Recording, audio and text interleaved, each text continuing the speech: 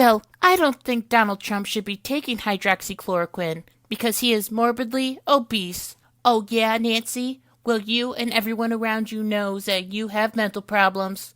Well, Donald Trump wears a toupee, and if he doesn't use hairspray, it'll just fly away. That's a good one, Nancy. But did the American people know that your teeth are like the stars? They come out at night. Donald, I told you about my dentures in private. Well, at least I don't look like I just dumped a bag of Cheeto dust on my face. Because, Donald, you are so orange. Well, at least I have more facial expressions than shock and stupidity. By the way, I found all the plastic in the ocean. It's in your face. At least I'm not impeached. Oh yeah, by a partisan House of Representatives. I'm so afraid. You are a political hack, a liar, and an overall terrible person. You will go down as the worst speaker in American history. Well, at least I won't go down as a terrible president. At least I was a president. Oh, Donald, once this quarantine is over, I'm putting on my sharp dentures and you won't know what hit you. Unless the hydroxychloroquine hit you first. You and all your representatives have doggy doo-doo on your shoe. Doggy doo-doo on my shoe?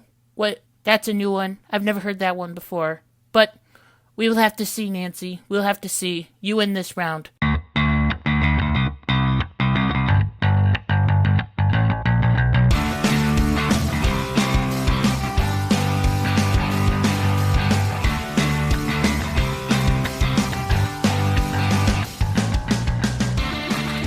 Hey, what's going on, everybody? It's Kyle Dockery with the Dockery Docket. We are here with our very 28th episode of the Dockery Docket. I'm excited to be here, and I hope that you are excited to be here. Today is Tuesday, right after Memorial Day.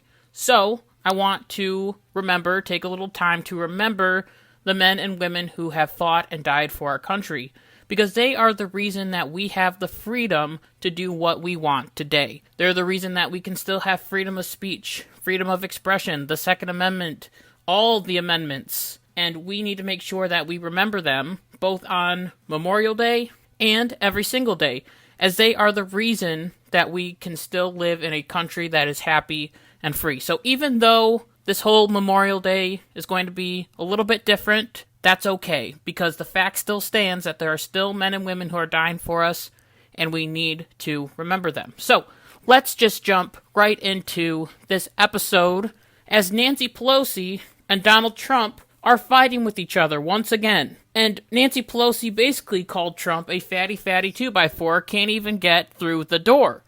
And Trump came back by saying that Nancy Pelosi has mental problems. So what was it that started this whole big brawl between the two of them? Well, in a recent roundtable event, Trump said that he was taking hydroxychloroquine. Oh no! And the media absolutely blew up about this. In the video, media personalities were saying things like, "Really? Why, sir?" And Trump said that, "You'd be surprised at how many people are taking it. The frontline workers, many are taking it." And Trump has heard many positive stories about the drug, and so he is saying, why not? Well, the reason why not is because hydroxychloroquine hasn't been tested as a COVID-19 preventative. So usually this drug, along with a Z-Pack, are taken as a last resort in the hospital.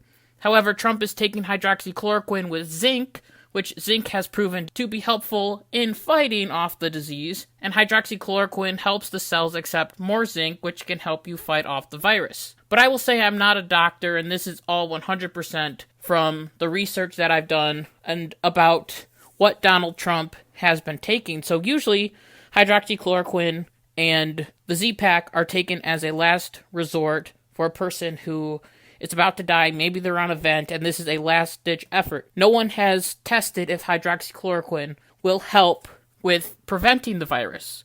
So this is like a whole new case study. So Trump taking this medicine has had a lot of people freaking out a little bit, as one of the side effects of the drug is that it could affect the heart, as the FDA recently came out and said reports of serious heart rhythm problems have happened in virus patients who have received the drug. This, of course, is a very bad thing for a 70-year-old person, but if you think about it, Donald Trump has the best doctor in the entire world, in Ronnie Jackson. Do you really think that he would put his life and career at risk by prescribing this medicine to Trump that would kill him. Imagine the reputation that doctor would have. Yeah, I'm the guy that gave President a medicine that gave him a heart attack. The left might praise him, but the country would be probably a little bit upset because, he's the leader of our country, and then all of a sudden he just keels over because a doctor told him to take a medicine that causes heart to give out. That is absolutely ridiculous. And it is not like Donald Trump is taking this medicine behind his doctor's back. To get this medicine, you have to get it prescribed to you. So, more than likely, Trump was talking to his doctor and saying, hey, can I take this medicine as a preventative? The doctor probably said, yes, you can take it with zinc. And then Donald Trump was like, okay, fantastic, I'll take it. And now the media is absolutely blowing up about it. And honestly, I think that Trump saw that there were people around him in the White House. I think recently a Mike Pence chauffeur driver got the coronavirus, and there are people who are getting closer and closer to Trump who have had the virus, and he just wanted to make sure that there are options to sort of prevent the disease from getting to him because he is the president of the United States. He's in the age range that if he gets this virus, he might go downhill fast. So he was looking for options. He was looking for ideas. So he talked to his doctor, and his doctor prescribed him with this. And now, I don't agree 100% with this whole idea of taking hydroxychloroquine and zinc, especially for people outside, like average American citizens, just because people might take it behind their doctor's back and say, oh, well, I don't need to talk to my doctor. Please make sure you talk to your doctor before taking any medication, just like Donald Trump did. But if you are just sort of shoveling pills down your throat without talking to your doctor, then that's not really a good thing. And another thing is that it simply might not work. And that's where a lot of people are getting concerned about, is that it might not work, and then Trump has a failing heart all of a sudden. But what the media is concerned about is the idea that the drug can affect the heart, which we already talked about. And this came from Fox News host Neil Cavuto, as he stressed and said, if you are in a risky population here and you are taking this as a preventative treatment to ward off the coronavirus, or in a worst case scenario, you are dealing with the virus and you are in this vulnerable population, it will kill you, Cavuto said. I cannot stress this enough, it will kill you. Now, I don't really think that this quote is true, as this medicine can only be prescribed as a doctor, as I already said. So the doctor knows that you are taking it and knows the side effects. So a doctor would not give you this medicine if you have a weak heart. He or she would prescribe another medicine that could be helpful to you if you are dealing with this virus. And it is an interesting fact, because my mom, who I quote every single week at the end of our episodes, make sure you stay tuned for that, has actually been taking hydroxychloroquine for a long time, and I asked her if she knew about this side effect of the medicine affecting the heart, and she said no, but they may have told her at the very beginning, and then, time goes on, and, we sometimes forget things. But one of the side effects that she has told me was that it can affect your eyes, and it can cause you to go blind. So to prevent this, she goes to the eye doctor and makes sure that her vision is good. This is exactly the same for if someone had heart trouble on this medicine, the doctor would know and be able to treat them accordingly. Every single drug that we take has side effects. I mean, watch medical commercials. Half the commercials are describing the symptoms people have, and then they list off different side effects that they have. I think we actually have a very special video here, and we can play that right now.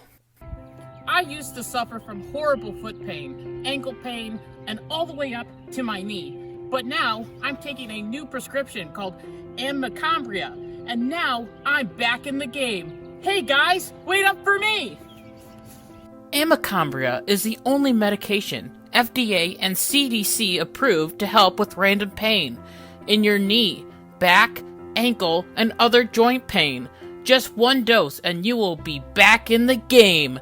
Side effects may include heartburn, indigestion, and slight numbing in your left arm, liver infection, nervous pain, or weakness, stroke, a weird rash that itches like the dickens, cold sores, sores on your tongue, sores on your feet, sores everywhere. Seriously, people, I need help. Side effects may also include feeling sleepy at around 10 p.m. and feeling awake during the day, feeling off balance when standing on one foot, and of course, death. Ask your doctor about amicambria today. Wow, so that video is just absolutely fantastic. I think that medicine is going to go really far, and I want to thank Gavin and Dylan for joining me in that little sketch, and my sister Brittany for recording all those sick badminton shots. Maybe we will see them another time shortly. Anyway, the point is that every drug that we take has different side effects, and we take those risks every single day. Yes, it would be terrible for the president to kneel over with a heart attack, but like I said before, this doctor knows what he is doing. I don't think anything bad will happen, and if it does, I will be the first one to talk about it and absolutely destroy the doctor for giving Trump a medicine that would kill him. So along with this idea that people are concerned with Trump taking this drug, they are saying that Trump shouldn't take this drug because he isn't the skinniest person in the United States, and this is where Nancy Pelosi came in and said, he's our president, I would rather he not be taking something that has not been approved by scientists, especially in his age group and his, shall we say, weight group. In that same interview, she went on to say, morbidly obese, they say. So I think it's not a good idea. First of all, I am shocked that Nancy Pelosi cares about Donald Trump's health, which, I guess that's kind of refreshing. And once again, we see a double standard by the Democrats. Why have one standard when you can have double? As the Democrats, for years, have been supporting this idea that beauty is in every size, beauty is every shape, every color. Heck, Dove even came out with a special bottle to show that every body shape is beautiful. Why isn't Trump's body beautiful? Why can't he just be a beautiful, plump orange man? All I am saying is that if Donald Trump were to say, for example, that the real, true governor of Georgia, even though she lost, Stacey Abrams, was morbidly obese, Trump would be ripped up and down for this by the media, and they would absolutely destroy him and say, how dare you, you're an old orange fat man, and you shouldn't call a beautiful, healthy woman Stacey Abrams fat. It is ridiculous, and I'm not even upset about this because I actually think it is super funny. Because of course Trump wouldn't let this go and be like, okay, whatever, Nancy. Of course he had to double down and say that Nancy Pelosi has mental problems. Then, in a shocking development, Nancy Pelosi attacked Trump again. As she was talking about the appropriateness of Trump's actions, she said, it's like a child who comes in with mud on their pants. He comes in with doggy dew on his shoe, and everyone who worked with him has that on their shoes too for a very long time to come. So I've never heard that before, people having doggy dew on their shoe, but I kind of like it. It kind of has a good ring to it. It's funny. It's funny that the two most powerful people in the world are arguing, but anyway, now we sit here and wait for Trump to come back out and say something like, Nancy, spell I-cup. Like, this is so elementary stuff, and it is so funny, and I absolutely love it. Nancy Pelosi better watch her back, though, because Trump is the insult king. Did you even see him in the 2016 election? Little Jeb, Little Marco, Boring Jeb, Sleepy Joe Biden, Crooked Hillary, all these different nicknames that he has for people, and the insults that he has for people. Man, Nancy Pelosi better look out, because I think Trump has a lot of work material on Nancy Pelosi, which that's nothing against Nancy Pelosi, it's just the truth. And along with this whole different idea of all this being funny, it is nice to know that the two most powerful people in our government are throwing elementary stabs at each other. It is a good break from the bad news that seems to be running constantly throughout the news cycle. And there's actually some good news that is coming down the pipeline, as there are different vaccines that are being tested like crazy so that we can finally get back to normal. One of them is from Moderna, which their new vaccine has claimed to generate a immune response similar to the response seen in people who have been infected with the virus and recovered. So this means that people will be immune without having to get the virus inside of them like other vaccines, which is a good thing. This vaccine is still in the testing stage, but once this news broke, Anthony Fauci was excited about it, and praised the company, and the stock market jumped up. Also, we are now seeing that the states that are opening up are not having a large spike, like many of the experts have said that they would, and people are being responsible. They're wearing their face masks, and they're making sure that they are social distancing the best that they can. And even in my home state of Michigan, things are opening up, as Gretchen Whitmer announced that the UP, along with some of upper North Michigan region, would be opened up. And this is a step in the right direction, as we can see that we are getting better. However, it was convenient for Whitmer to open up this section of the state, as their second home was in Traverse City. That's right, the part of the state that is open. And for the rest of us, well, Whitmer extended the lockdown till June 12th. So as we are getting better, apparently one side of the state needs to be locked down, even though states like Florida, Georgia, and others are opening up with very little problems. We will just have to remain locked down, maybe forever. No one knows yet. And so, along with this, Michigan has had some more problems this week, as in Midland, Michigan, which is about an hour away from where I live, they had 2 or 3 dams break that left the city underwater. Thousands of people were evacuated, and as of right now, there have been no one that has been seriously hurt or killed by the event, which is great news. However, thousands of homes and businesses were lost, and this is just an absolute horrific, terrible mess. I mean, we're already dealing with the coronavirus, and then all of a sudden this happens? I just really want my viewers from Midland, or anyone, to know that we are praying for them, and that we hope that they can be able to clean up from this mess very soon, and I'm hoping that Midland will be able to recover quickly, and once they reopen, they can get their economy going once again, and that when these dams are rebuilt, that they'll be rebuilt better, so then this doesn't happen again. And with that, I want to thank you so much for listening to this episode of the Dockery Docket, for liking, subscribing, and republishing my content on social media. It truly means so much to me. So make sure to keep in touch. We have a new website, and the link is bit.ly/thedocket, and it will be in the description down below. So now when you go on this website, you will see all my videos. Well, first you'll see the title of the video. Then you'll see the thumbnail, and right under that it'll say, link for episode 28. You click on that, and you'll go straight over to YouTube. And that's where you can watch it. You can also hit the subscribe button and hit the like button. Easy as that. Super easy. And that way, we don't have to deal with Facebook sort of saying, no, you can't watch this on restricted mode, because Facebook and YouTube don't like each other. But anyway, that's all a bunch of crazy nonsense. I just want to thank you for continuing to support me. And so until next week, on Tuesday at noonish, like my mom always says, be good, be kind, be loving. Goodbye.